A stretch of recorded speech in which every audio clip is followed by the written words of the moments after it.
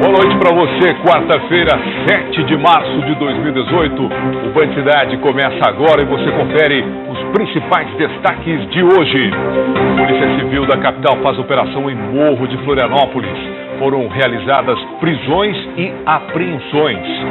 Uma criança morreu e outras 3 pessoas ficaram gravemente feridas em um acidente na BR-282 em Rancho Queimado, na Grande Florianópolis. O trânsito ficou congestionado nos 2 sentidos. E em ação de combate à sonegação fiscal, destrói aí 97 máquinas apreendidas em operações fiscais do estado de Santa Catarina. E o estado registra o primeiro caso de reação à febre amarela. Os detalhes você acompanha daqui a pouco. E Santa Catarina é o único do Brasil que conseguiu resultado positivo com relação à abertura de empresas no ano passado. Essas e outras notícias agora no Band Cidade, que já está no ar.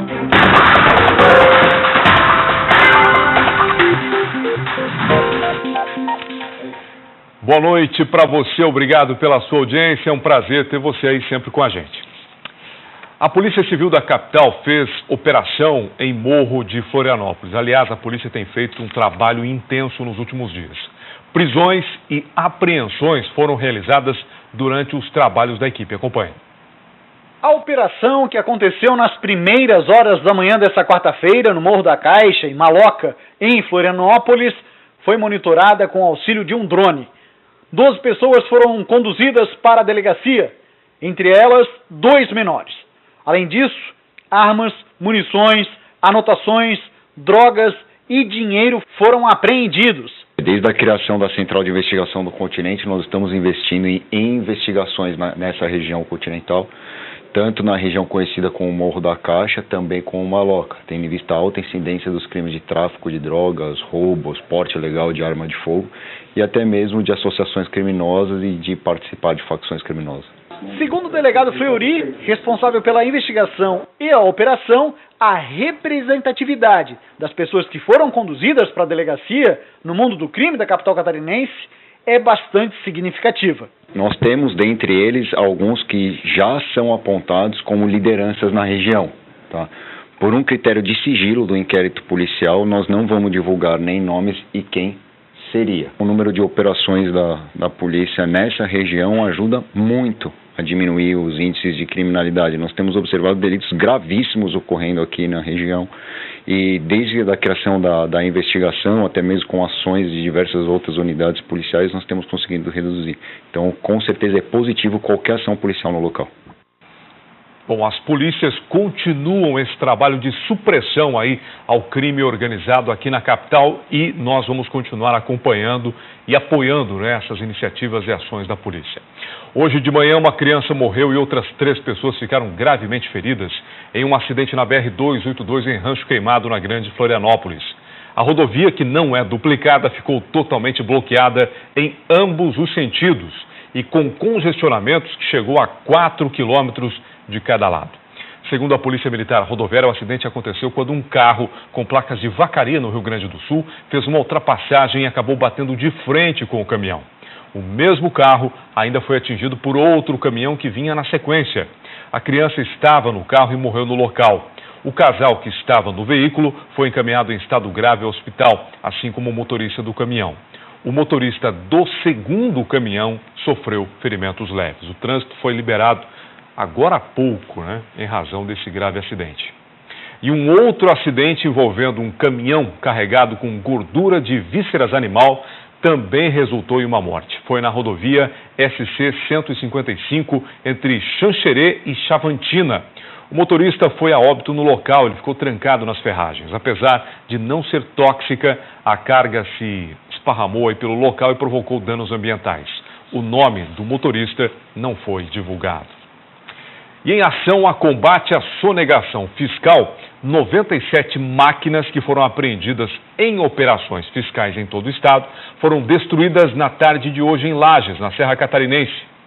A destruição dos aparelhos foi feita com um rolo compressor da prefeitura. O entulho foi coletado por uma empresa que trabalha com reciclagens de materiais eletrônicos. As máquinas foram apreendidas em operações em 2017. Elas são registradoras não fiscais usadas aí por comerciantes.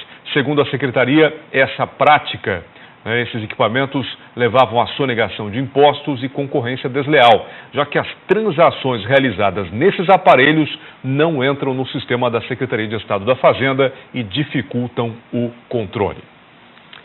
Escoteiros voltaram a se organizar no meio oeste, realizando aí uma atividade e reativam um grupo da década de 60. Os atuais pais e avós que participavam das atividades hoje estão ao lado dos filhos e netos nas reuniões. O Grupo Escoteiros Sentinela do Rio do Peixe foi o terceiro criado em Santa Catarina. Na década de 1960, foi responsável pela realização de um evento internacional que reuniu em Videira mais de 500 escoteiros de países como Argentina, Chile e Uruguai. Mas por vários anos, o grupo ficou desativado. No ano passado, no entanto, escoteiros da época fizeram uma reunião e reativaram o grupo, que passa a ter integração com outros escoteiros do estado. Eu comecei no grupo com 10 anos de idade e fiquei até os 21 anos de idade. Aí eu fui embora de Videira e o grupo logo depois acabou encerrando as atividades, né? E sempre houve essa vontade de voltar a trabalhar como escoteiro, como chefe e tal. E em 2012 nós fizemos um acampamento com os antigos escoteiros. Então a gente juntou toda aquela galera que tinha sido escoteiro, sênior e tal, moças, rapazes, e fizemos um acampamento para reunir essa gurizada, relembrar os velhos tempos e tal. E aí, a partir desse momento, começou a surgir a ideia de reativar o grupo e fazer essa gurizada voltar à atividade, que é uma coisa muito boa, né? É muito gratificante, né?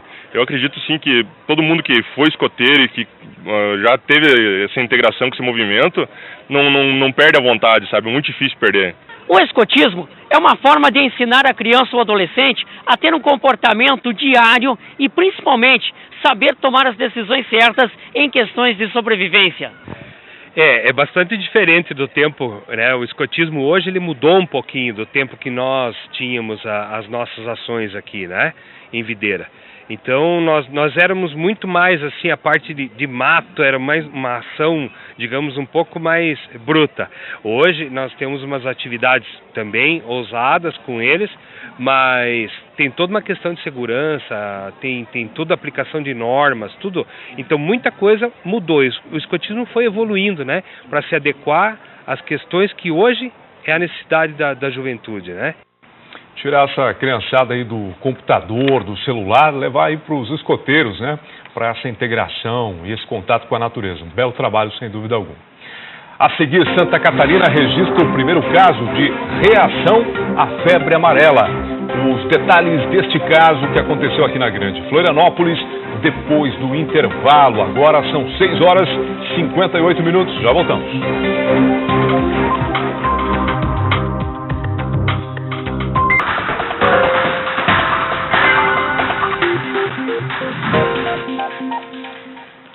E o Band Cidade está de volta, 7h, 1 minuto. A temperatura hoje um pouquinho mais agradável, 23 graus, e a temperatura nesse início de noite. Para intensificar as ações de monitoramento e combate à febre amarela, aconteceu hoje uma videoconferência entre agentes de saúde de vários pontos do estado. A reunião foi realizada no Centro Integrado de Gerenciamento de Riscos e também de Desastres.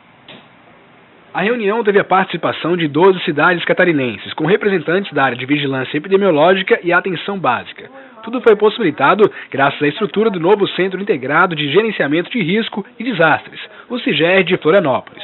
Conectados e com comunicação em tempo real, os profissionais tiveram acesso a todos os dados coletados até o momento em relação à febre amarela no Brasil e no estado. Já temos outras reuniões que foram feitas aqui. Na verdade, isso nos ajuda até testar toda a estrutura que está em implantação, mas principalmente nós temos um foco aqui, a intersetorialidade, Defesa Civil, Secretaria de Saúde e outros órgãos do governo, como o órgão ambiental, Polícia Militar Ambiental, todos tratando do mesmo assunto, que é observar como estão os vetores, que são os animais silvestres, os macacos, no caso da febre amarela, a evolução de um possível afetamento ao Estado e também os programas, os projetos de vacinação que coíbem daí a população, imuniza a população numa situação de crise. Segundo a Defesa Civil, a Secretaria de Saúde tem uma visão sistêmica de tudo o que acontece em relação à doença no Estado, ou seja, há um acompanhamento contínuo, mas que se intensificou a partir da metade do ano passado. Até o momento, 33 suspeitas da doença em humanos foram registradas. Todos os resultados foram negativos, mas 8 ainda estão sendo investigados. Em relação aos primatas, nós tivemos já 99 casos notificados. Desses, 95 foram mortes e 4 adoecimentos em vários pontos do estado. Então, nós estamos aguardando em torno de 31 resultados de exame. Até agora, os que já saíram são negativos, mas é importantíssimo que a gente continue essa vigilância exatamente para detectar o mais precocemente possível a circulação do vírus no estado. Pelas áreas em que o vírus tem circulado no país, é possível perceber que no litoral a ocorrência vem aumentando. Por isso, não só é preciso que quem esteja em áreas de recomendação seja vacinado, mas existe a necessidade da vigilância constante de prováveis portas de entrada da febre amarela no estado. Na área sem recomendação, que é o caso no norte do estado, nós temos uma ação, intensificação da vigilância de mortes, adoecimento em primatas, porque é isso que vai nos mostrar se o vírus circula nessa região. A gente sabe que nesse momento isso não acontece porque a gente tem registro no estado de São Paulo. Mas a vigilância precisa ser o tempo todo para que a gente não seja surpreendido. Então, e se isso acontecer, as ações que precisam ser tomadas a partir daí. Toda a estrutura de planejamento para a gestão de riscos hoje a gente tem. Então, nada mais é do que fazer com que esse ambiente funcione de maneira rápida e eficaz, traduzindo num trabalho que acerte em cheio a prevenção à população. Bom, e ainda falando sobre febre amarela, foi confirmado nesta quarta-feira o primeiro caso de reação à vacina contra a febre amarela em Santa Catarina. A criança que foi imunizada em Santo Amaro da Imperatriz chegou a ser internada na unidade de terapia intensiva UTI, mas teve alta. Menino de 10 meses, foi vacinado em 25 de janeiro. Após 13 dias começaram os sintomas, como febre evoluindo para vômitos. Ele foi atendido no dia 16 de fevereiro na emergência do Hospital Infantil Joana de Guzmão, em Florianópolis, permanecendo na UTI por 2 dias. Com a melhora do quadro clínico, o paciente foi transferido para o quarto e já teve alta. Agora o futebol, 3 jogos hoje à noite, hoje é quarta-feira, dia de futebol, abrem a 12ª rodada do Campeonato Catarinense. Na tela do Band Cidade a gente confere agora os confrontos. 7 da noite no estádio Domingos Gonzalez, o Tubarão, está recebendo o Concórdia. É um jogo que começou aí exatamente 4 minutos. Aí mais tarde, 9 horas da noite, 21 horas em Lages, jogam o Internacional e o Joinville. E às 9h45, lá na Arena Condá, tem Chapecoense e Criciúma. São os jogos do Catarinense que a gente sempre destaca aqui no Band Cidade. E olha só, um estudo mostra que as pessoas com alto nível de ansiedade acabam guardando mais as memórias negativas. Meditação e exercício são algumas das sugestões para amenizar aí esse problema. Essa aposentada resolveu entrar na faculdade. Tinha que ler 5 livros. Eu lia, eu fechava, falei, meu Deus, o que eu li no livro? Não sei nem o primeiro. E já estava no 3º, que eu sou muito ansiosa. Muito, quero aprender, então isso estava me atrapalhando. Com dificuldade para assimilar o conteúdo, foi procurar ajuda para melhorar a memória. Nessa escola, o principal objetivo é estimular o cérebro. Grande parte das pessoas que chegam aqui se queixando de problemas de memória tem envolvidos um problema de ansiedade. E quando a nossa emoção está muito exacerbada, para executar alguma tarefa, isso vai prejudicar a aquisição e o armazenamento de novas memórias. E não à toa, nessa sala de aula, uma das principais ferramentas é esta. Além de desenvolver o raciocínio, o Abaco ajuda os alunos a manterem a atenção no presente. Funciona quase como uma meditação, baixando a ansiedade e melhorando a memória. Eu penso muito. A minha cabeça ela fica o dia inteiro, a noite inteira funcionando, às vezes eu tenho até problema de insônia por conta disso. E ele dá uma ajudada a segurar só ali, só focar ali, sem pensar em outra coisa, fazendo conta e exercitando o cérebro. Controlar os pensamentos ansiosos é uma das ferramentas mais indicadas pela ciência para melhorar as habilidades do cérebro. Um estudo realizado no Canadá reforça isso e acrescenta que pessoas com níveis elevados de ansiedade tendem a guardar mais as memórias negativas. A pessoa com alto nível de ansiedade, até por uma questão histórica de processos traumáticos ou fatores de estresse, experiências difíceis, tem uma espécie de radar né, no sentido do negativo. Então ele já vai, no dia a dia, né, numa proteção, está sempre focando mais os aspectos negativos. Com isso, a capacidade de memorização de outros conteúdos fica prejudicada. Mas como não existem pessoas sem ansiedade, o desafio é buscar formas de mantê-la em um nível controlado. Exercício físico, terapia e meditação são algumas ferramentas, mas praticar a resiliência também pode ser um bom remédio. A vida nunca ou raramente é a extensão do nosso desejo. Na grande maioria das vezes não vai sair do jeito que a gente planejou. Se a gente puder conceitualmente então entender que a resiliência é mais importante, né, do que o prazer em si, ou do que as coisas em si, para a gente focar na vida, eu acho que talvez ajude a administrar melhor a ansiedade, né? Você viu só o que disse o doutor ali? A palavra é resiliência. Então, mais resiliência. 7 da noite, 9 minutos. A seguir tem mais notícias no Band Cidade. A gente volta já, não sai daí.